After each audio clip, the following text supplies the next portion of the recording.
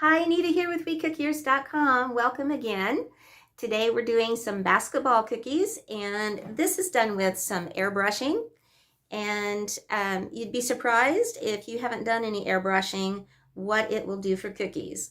And today I'm using my cordless airbrush, and this is a very affordable way to get into airbrushing, and the battery compressor lasts a long time. I had ran out for the first time since I got this, and so I had to plug it in the other night when I was doing these cookies. But I will do another video on that to update everything about this particular airbrush, what I like and maybe what I don't like, so stay tuned. But anyway, on the back of this, I will lead you to some more airbrushing cookies, and it's really for beginner stage. So how to learn the airbrush and all of that for you. And I'll be doing one that really gets into the detail and covering it all. But until then, let's go ahead and get into the basketball cookies, and I will see you later. Take care. Bye-bye.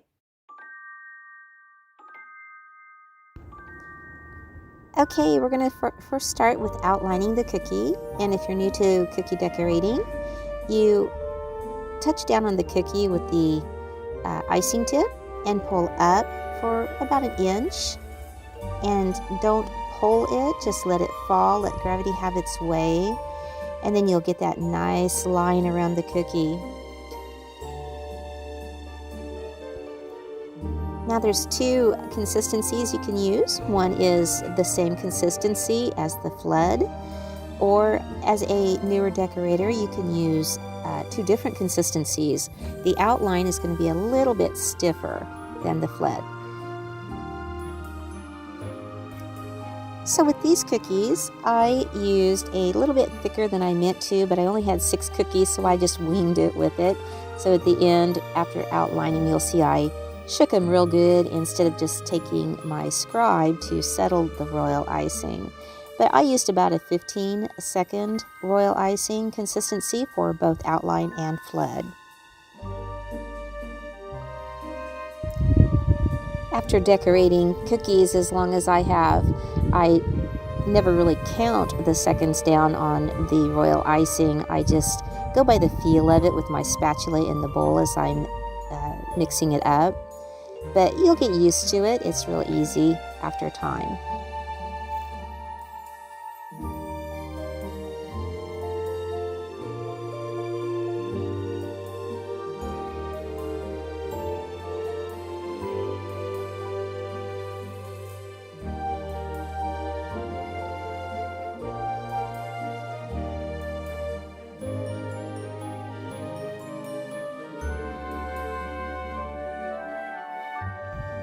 And if you liked this color of icing, I used the Americolor pumpkin color.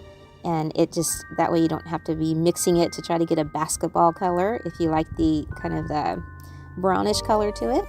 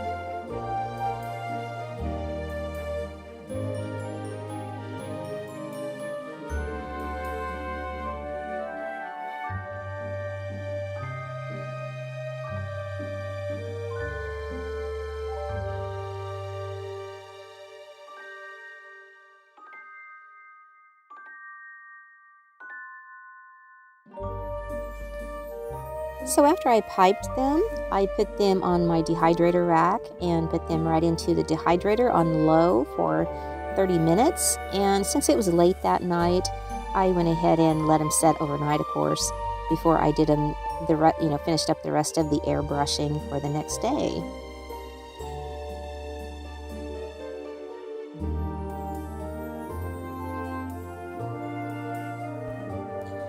As with any airbrushing, I can't say the importance on wearing a mask over your mouth because this will get into your lungs and over time it will give you lung problems. So please take precaution on that early. So you'll want to put your cookie on paper towels, and this will help you it'll catch the overspray at the same time you can spray your paper towel before you spray your cookie. That way you know the air pressure is going to be right. You're not going to want to pull back all the way on the airbrush lever, just a little bit, and you can get the feel of it as you do it. But you can go on around the cookie.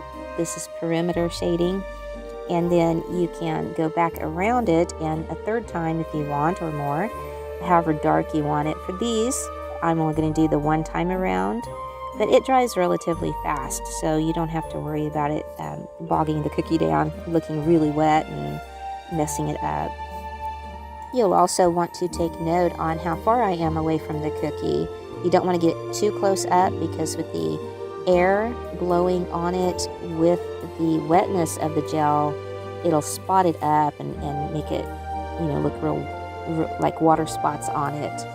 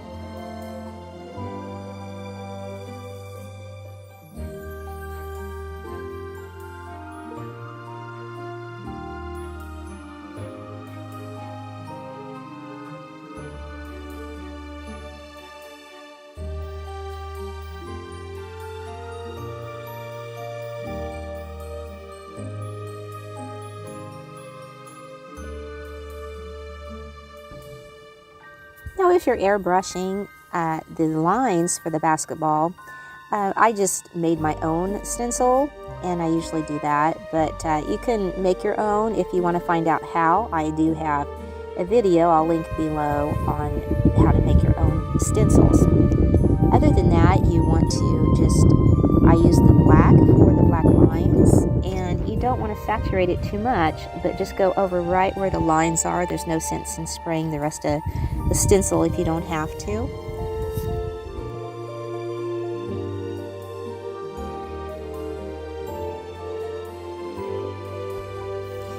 You will want to use a silk screen over a stencil if you're not using a silk screen stencil one piece, but one over acetate or plastic. This will prevent the kind of overspray look onto the cookie. It'll make it really sharp, as you will see here in the cookies.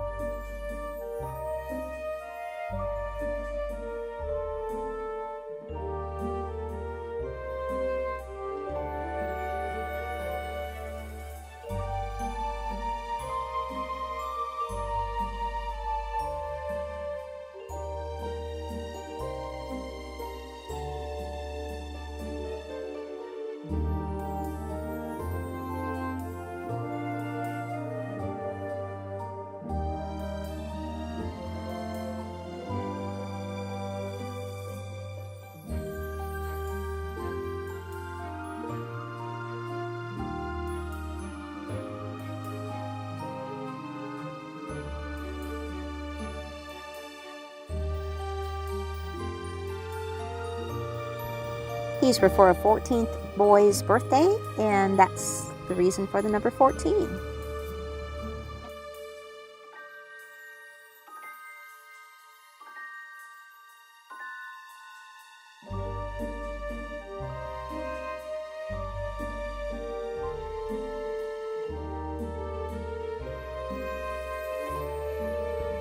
And I invite you to become a free WeCookier member. Go over to my website, and the link's in the show notes below.